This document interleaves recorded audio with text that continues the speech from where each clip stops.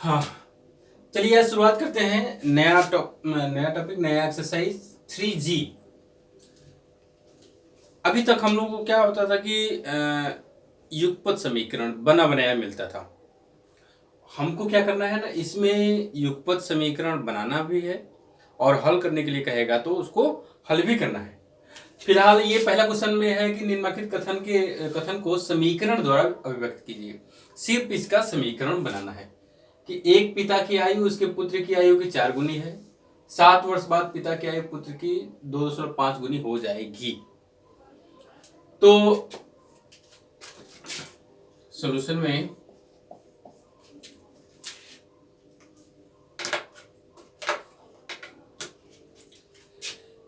है कि मानना पड़ेगा पिता है पुत्र है, दोनों है, दो लोग हैं तो दोनों को मानना पड़ेगा। मान लेते हैं पिता की आयु x वर्ष और पुत्र की आयु y वर्ष है, क्योंकि दो चरों में रैखिक समीकरण है। ये माना पिता की आयु बराबर x वर्ष और पुत्र की आयु बराबर y वर्ष। एक पिता की आयु उसके पुत्र की आयु की 4 गुनी है, यानी कि ये जो पिता की आयु है इस पुत्र की आयु की 4 गुनी है। तो पहला शर्त कह रहा है कि x जो है y का 4 गुना है। पुत्र की देखिए, पिता की आयु पुत्र की आयु की 4 गुनी है कह रहा है, तो इसका मतलब कि पिता की उम्र ज्यादा होगी, पुत्र की उम्र कम होगी। और अगर कहीं दोनों के बीच में बराबर का निशान लगाना है, बराबर करना है, तो हमको पुत्र की उम्र में गुणा करना पड़ेगा। जैसे अगर हम मान लेते हैं इसका पिता का 40 है और पुत्र का 10 है, तभी ना 100 गुना होगा। और अगर कहीं इनमें बराबर का निशान लगाना होगा तो हमको 4 का गुणा करना पड़ेगा। किसमें? ये जो लड़के की उम्र है उसमें गुणा करेंगे तब ना इधर 40 होगा, इधर 40 होगा तो बराबर होगा। यानी कि लड़के की उम्र में 4 से गुणा करना पड़ेगा। तो यही हमने किया यहां पर। ये हो गया हमारा समीकरण नंबर 1। और फिर कह रहा है कि 7 वर्ष बाद पिता की आयु पुत्र की आयु की, यहां पर पिता की आयु पुत्र की आयु की 2.5 गुनी हो जाएगी। ये है। अब 7 वर्ष बाद की बात कर रहा है, तो 7 देखिए, ये जो माने हैं उम्र ये वर्तमान है। जब 7 वर्ष बाद की बात करेंगे तो इसमें भी 7 जोड़ेंगे, इसमें भी 7 जोड़ेंगे, दोनों में 7 जोड़ेगा। ठीक है ना? तो लिखेंगे क्या? 7 वर्ष बाद की आयु में पिता x + 7 और पुत्र y + 7। लेकिन शर्त क्या है? शर्त ठीक है ना, ये वर्तमान आयु में हम 7 जोड़ दिए तो ये 7 वर्ष बाद हो गया। अब कह रहा है कि 7 वर्ष बाद पिता पुत्र की आयु की 2.5 गुनी हो जाएगी। तो जैसे हमने यहाँ पे वर्तमान में 4 गुना किया था ना, अब 7 वर्ष बाद में 2.5 गुना करेंगे। तो 2.5 गुना किसमें करेंगे? इसके बराबर जब इसको लिखेंगे तो इसमें 2.5 का गुणा करेंगे, लड़के वाले उम्र में। तो क्या हो जाएगा? x + 7 बराबर 2.5 और y + 7। ठीक है। अब एक काम हम ये कर सकते हैं कि यहां से हम y को एलिमिनेट करें, गायब करें, x/4 मिलेगा, है ना? x/4 हम इसमें रख दें। दिस इंप्लाइज x धन 7 बराबर, इसको हम 5/2 लिख सकते हैं। 2.5 को 5/2 लिख सकते हैं और y की जगह x/4 और +7। बस यही समीकरण बनाना था, हल नहीं करना है। हल करने के लिए जब कहेगा तो हल किया जाएगा।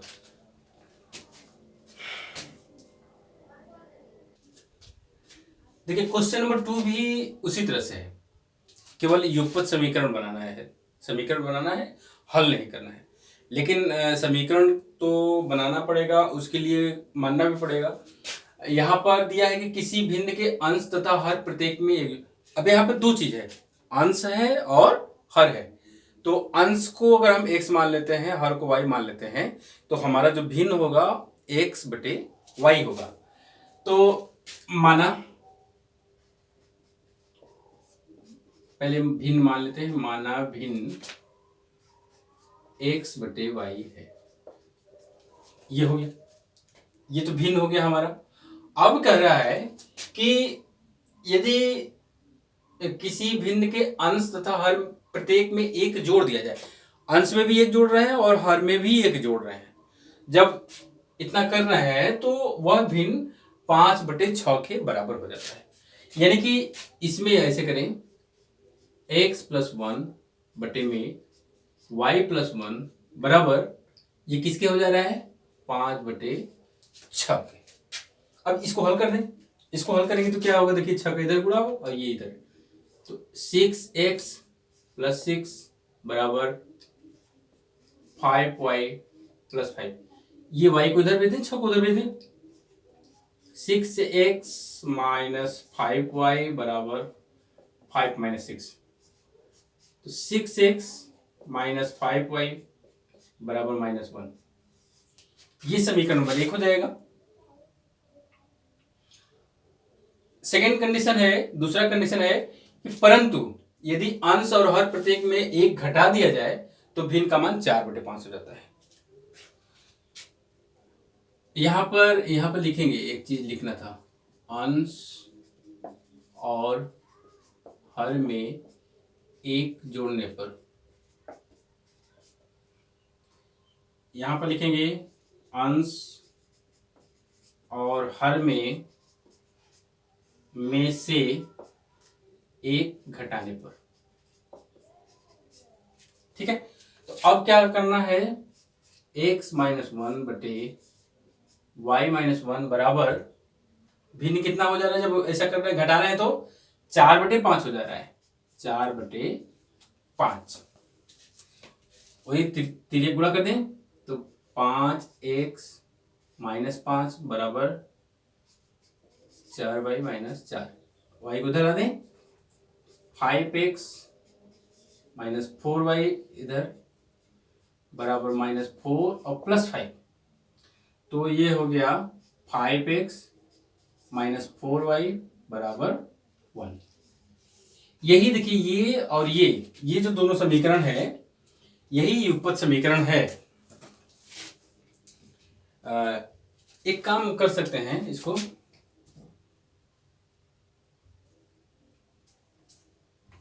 जैसा कि आंसर में दिया हुआ है तो मैं ऐसे कर दे रहा हूं, 1 को इधर किया है तो 6x - 5y + 1 बराबर 0, समीकरण नंबर 1।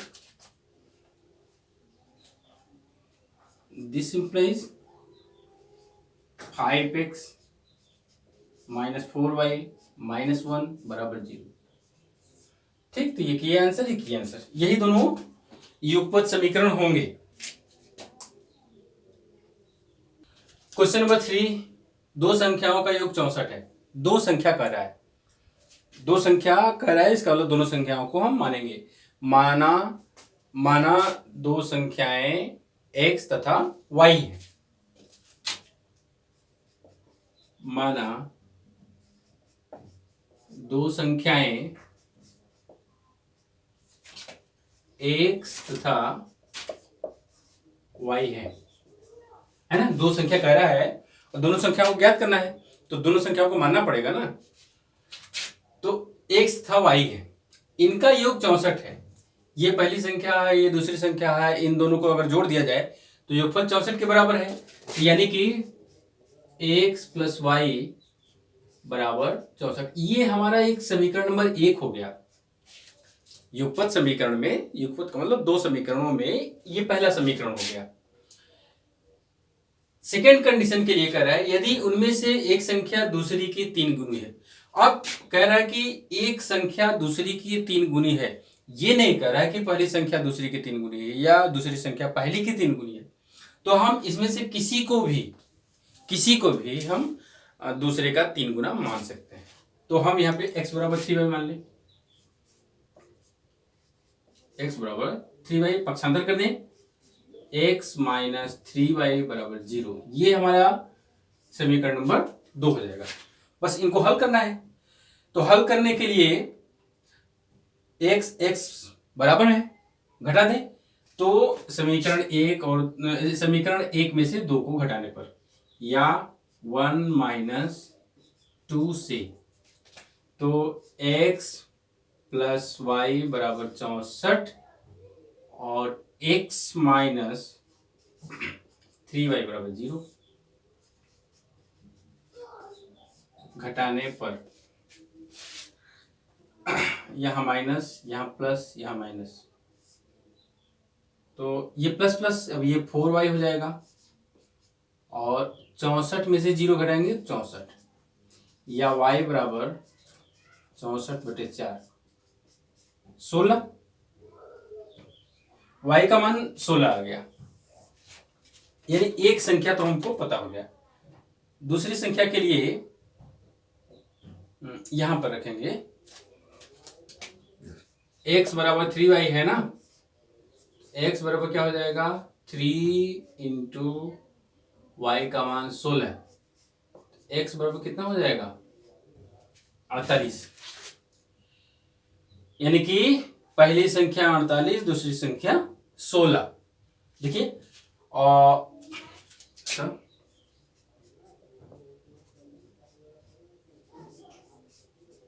पहली संख्या, एक संख्या लिख सकते हैं, पहली दूसरी हम अपने मन से कर रहे हैं, बराबर 48, दूसरी संख्या बराबर 16। और शर्त देख लीजिए, शर्त क्या है, दो संख्याओं का योगफल 64 है। 48 और 16 जोड़ेंगे तो 64। फिर कह रहा है यदि उनमें से एक संख्या दूसरी की 3 गुनी है। हमने x को इसका 3 गुना माना था, यहाँ पर ना x बराबर 3y किया था, यानी x बड़ा है, y छोटा है, y छोटा है, तभी ना उसमें 3 से गुणा किए तो वो x के बराबर हुआ। तो दूसरी संख्या 16, यानी कि पहले की दूसरी की 3 गुनी हो जाएगी पहली। हो गया, यही आंसर हो जाएगा।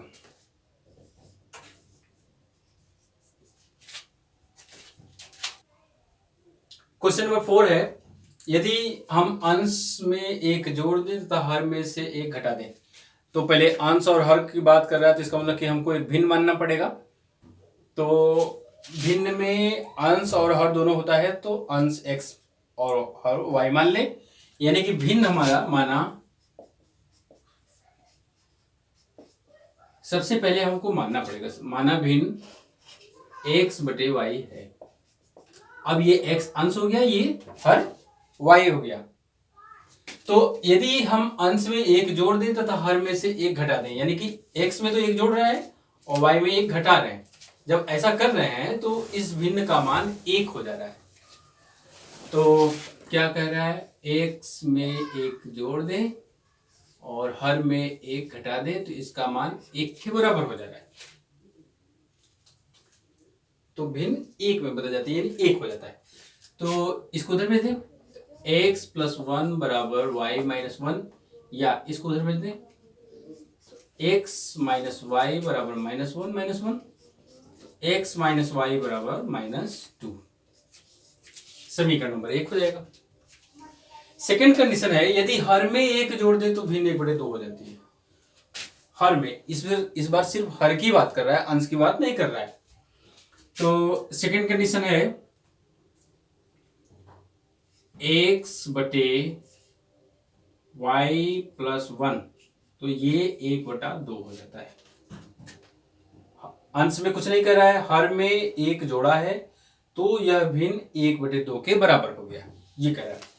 तो 2 का इधर गुणा और इसका इधर, तो इधर हो गया 2x बराबर y प्लस 1, तो y को इधर ला दें, 2x माइनस वाई बराबर 1। समीकरण नंबर 2। अब इन्हीं दोनों समीकरणों को अगर हम हल करें तो हमको एक्स वाई का मान निकल जाएगा, यहाँ पे रख देंगे एक्स वाई का मान, भिन्न पता चल जाएगा। तो देखिए यहाँ पे वाई वाई बराबर है, तो समीकरण 1 में से 2 को घटाने पर यहाँ पे लिखेंगे 1 माइनस 2 से x माइनस वाई बराबर -2 और 2x माइनस वाई बराबर 1 घटाने पर, तो यहाँ पर माइनस, यहाँ पर प्लस, यहाँ पर माइनस, ये कट गया।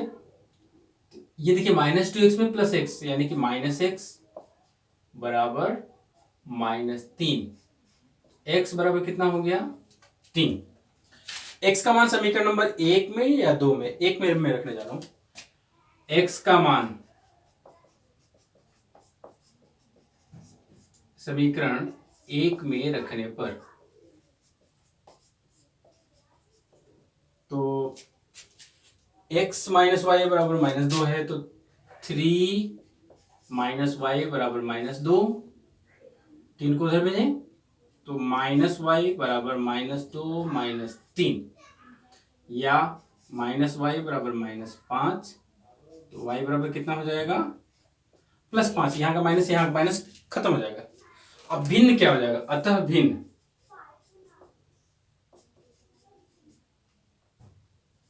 भिन्न बराबर x बटे वाई। x का मान कितना 3 और बटे y का मान कितना, तो भिन्न जो है हमारा 3/5 हो गया। अब टेस्ट भी कर सकते हैं। देखिए यदि हम अंश में 1 जोड़ दें और हर में से 1 घटा दें, अंश में 1 जोड़ेंगे तो 4 हो जाएगा, इसमें से 1 घटाएंगे तो 4 हो जाएगा, तो 4/4 1, पहला कंडीशन पूरा। यदि हर में 1 जोड़ दें तो भिन्न 1/2 हो जाती है, सिर्फ हर में 5 में 1 जोड़ देंगे तो 6, यानी भिन्न हो गया 3/6, काटेंगे तो 1/2 हो जाएगा। तो दूसरा कंडीशन भी पूरा हो गया, यानी कि आंसर सही है।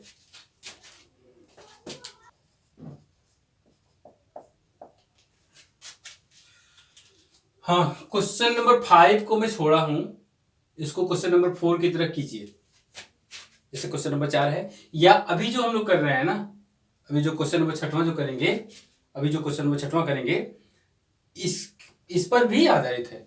तो क्वेश्चन नंबर 4, 5, 6 एक ही तरह का था, तो चूंकि 4 कर दिए थे तो 5 में छोड़ दिया, 6वां कर रहा हूं। वही माना भिन्न x बटे वाई है, भिन्न है ना, तो अंश और हर दोनों मिलाकर बनेगा तो x बटे वाई। यदि किसी भिन्न के अंश और हर में 2 जोड़ दिया, दोनों में अंश में भी 2 जोड़ रहे हैं और हर में भी 2 जोड़ रहे हैं, तो भिन्न का मान 9/11 हो जाता है। क्या हो गया पहला कंडीशन, अंश में 2 जोड़ दिया, हर में भी 2 जोड़ दिया, इसका मान कितने के बराबर हो गया 9/11 के बराबर हो गया। 11 का इधर गुणा और ये 9 के साथ, तो 11 का करेंगे तो 11x प्लस 11 दूना 22 बराबर इसमें 9y प्लस 18, 9y को उधर ला दे, 22 को उधर जाए, तो 11x माइनस 9y बराबर 18 माइनस 22, तो 11x माइनस 9y बराबर -4। समीकरण नंबर 1, फर्स्ट समीकरण मिल गया हमको। यदि अंश और हर दोनों में 3 जोड़ दिया जाए तो भिन्न का मान 5/6 हो जाता है। सेकंड कंडीशन है अंश और हर दोनों में 3 जोड़ दिया जाए तो भिन्न का मान 5/6 हो जाता है, यानी अंश में 3 जोड़े, हर में 3 जोड़े, तो इसका मान कितने के बराबर हो गया 5/6 के।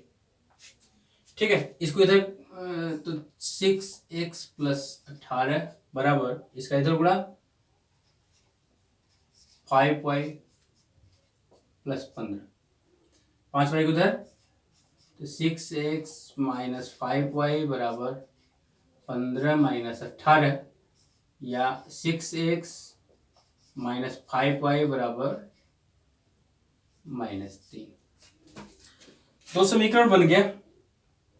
अब इन्हें दो समीकरणों को हल करना है। दोनों समीकरणों को हल करेंगे तो यहां पर अगर हम y को गायब करने हैं तो यहां पर 9 है, यहां पर 5 है। x को गायब करेंगे तो यहाँ 11 है, यहाँ पर 6।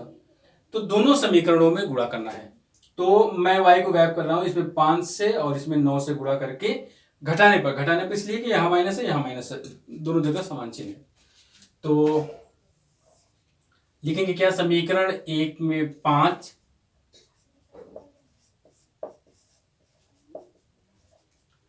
तथा समीकरण 2 में 9 से गुणा करके 1 में से 2 को घटाने, समीकरण 1 में से 2 को घटाने पर। तो इसमें देखिए 5 से गुणा करो तो 11 × 5 = 55, x माइनस 9 × 45y बराबर -20। और इसमें 9 से गुणा करना है तो 9 × 54, x माइनस 45y बराबर 9 से 9 × 54, 9 × 27 -27। तो घटाएंगे तो माइनस प्लस प्लस, अरे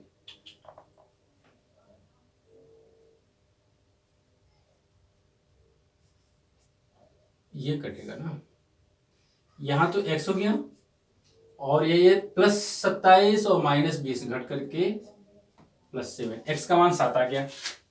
अब x का मान हम किसी समीकरण में रख दें, 2 में रखते हैं। x का मान समीकरण 2 में रखने पर तो 6 गुणे x का मान 7 -5y बराबर -3। ये हो जाएगा 6 × 7 = 42 -5y बराबर -3। इधर ले जाए तो -5y बराबर -3 -42 या -5y बराबर -45। 5 से भाग देंगे, 5 × 9 = 45। तो y का मान निकल गया 9।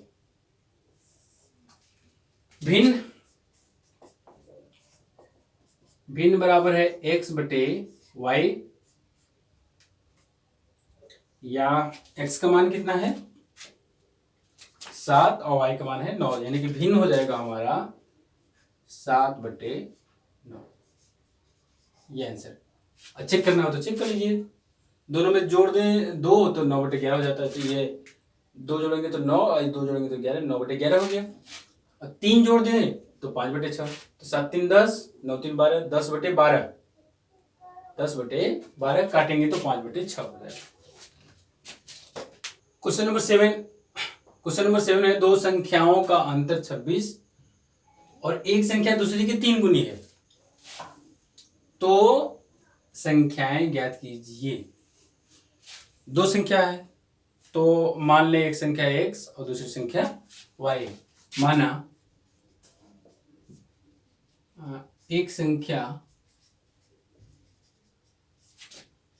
x तथा दूसरी y है। ये तो मान लेंगे दो संख्या है, दोनों संख्याओं का अंतर 26 है। अंतर वाला पहले मत करिए, दूसरा कंडीशन देख ले। अगर एक संख्या दूसरी की 3 गुनी है तो उसे क्या होगा ना कि ये पता चल जाएगा कि कौन संख्या बड़ी है और कौन संख्या छोटी है। तो अगर कहीं हम x को बड़ा मानते हैं y को छोटा मानते हैं, है ना, x को अगर बड़ा मानते हैं, यदि x > y तो x बड़ा हो गया y छोटा हो गया और बराबर करना है तो इस y में 3 का गुणा करेंगे तब जाकर के वो x के बराबर हो जाएगा। x बराबर 3y, ठीक है ना। x बड़ा है, अब अंतर 26 है, तो इसको पहले कर दें x माइनस 3y बराबर 0, समीकरण नंबर 1। और संख्याओं का अंतर 26 है, x को बड़ा माने है ना, तो x माइनस वाई, दोनों संख्याओं का अंतर हो गया बराबर 26।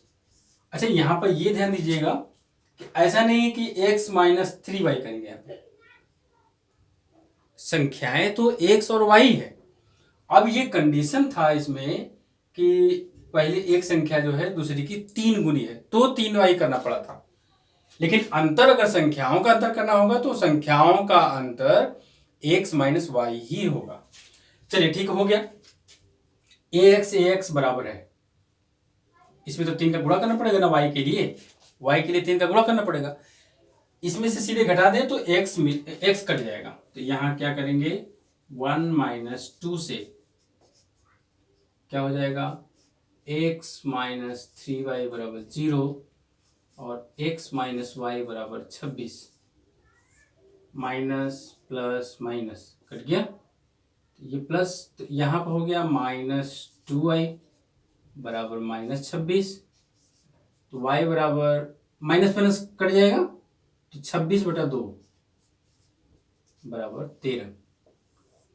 y का मान निकल गया, y का मान, अच्छा x बराबर 3y है, x का मान क्या करेंगे 3 गुणे 13, या x बराबर कितना हो जाएगा 39। अच्छा, दोनों संख्या ही पूछ रहा है ना, तो यहां पर हो गया, अतः प्रथम संख्या बराबर 39, दूसरी संख्या बराबर 13, यही दोनों संख्या हो गया। कंडीशन में पूरा कर रहा है, अंतर 39 में से 13 घटाएंगे तो 26, अंतर 26 है, और एक संख्या देखिए ये 13 है, ये 39 है, 13 या 39 3 गुना है, तो ठीक।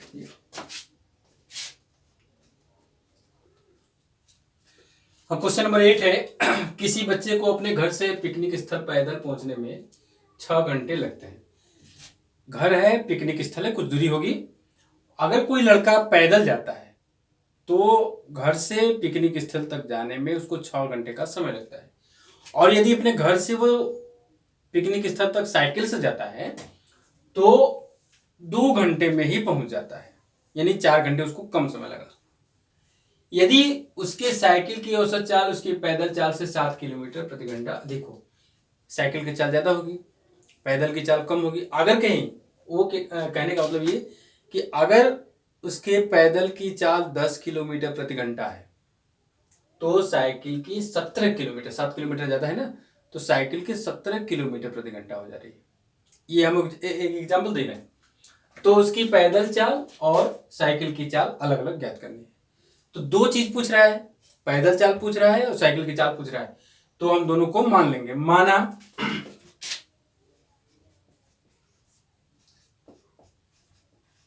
पैदल चाल बराबर x किलोमीटर प्रति घंटा है और साइकिल चाल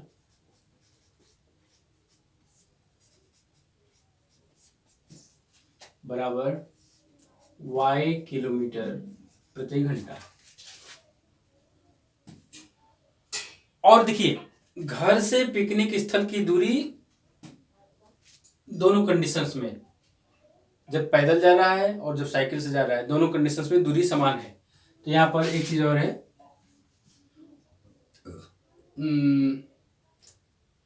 घर से पिकनिक स्थल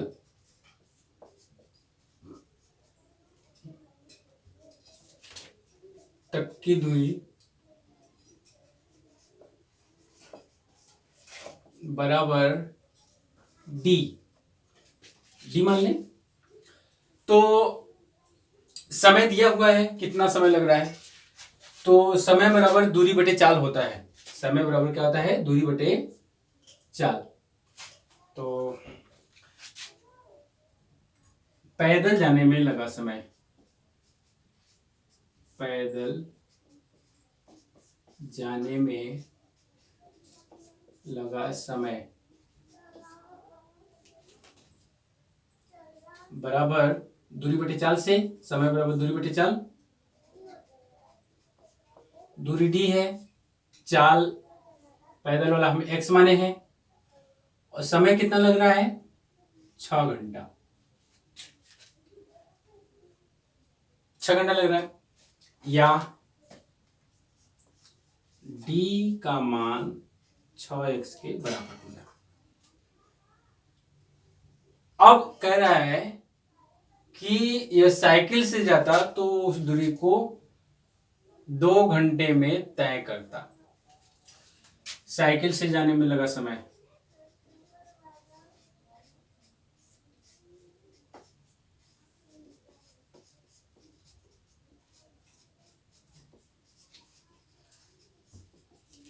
समय बराबर दूरी बटे चाल से, तो d बटा y बराबर 2, दिस इंप्लाइज d बराबर 2y। ये हो गया। अब करें, यदि उसके साइकिल की औसत चाल उसकी पैदल चाल से 7 किलोमीटर प्रति घंटा अधिक हो, पैदल चाल x है, साइकिल की चाल y है, तो y ज्यादा होगा, x कम होगा, बराबर दिखाना है तो x में जोड़ेंगे। पैदल चाल में अगर हम 7 जोड़ दें तो वो साइकिल चाल के बराबर हो जाएगा। दिस इंप्लाइज साइकिल की चाल y बराबर x प्लस 7।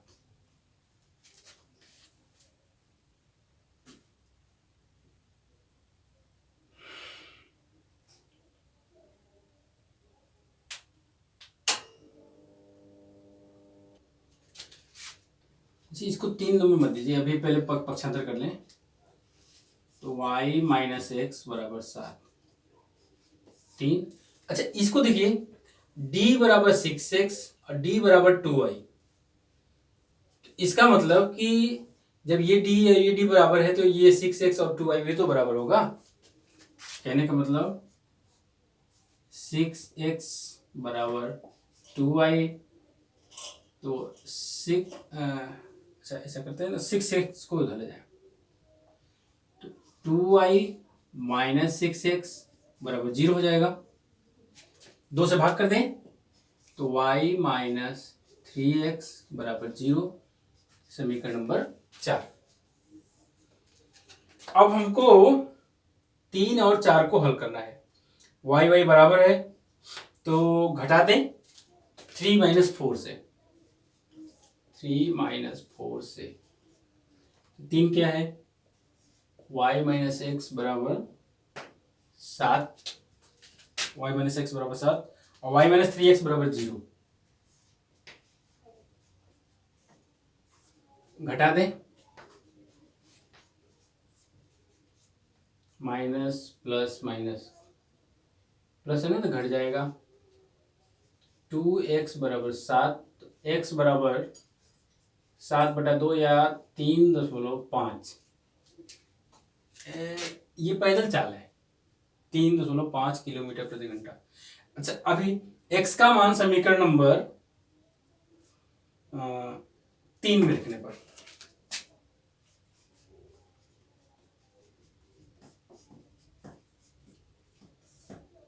तीन में रखने पर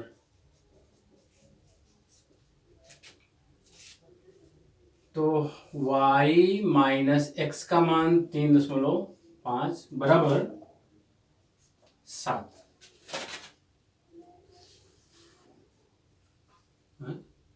अच्छा, जुड़ेगा तो y बराबर 7 प्लस 3.5 या y का मान आ गया 10.5। ये किलोमीटर प्रति घंटा होगा ना, चाल है। तो x किया है, x पैदल चाल है और y साइकिल चाल, तो यहां पे लिखेंगे अतः पैदल चाल बराबर 3.5 किलोमीटर प्रति घंटा और साइकिल चाल बराबर 10.5 किलोमीटर प्रति घंटा। ये आंसर है।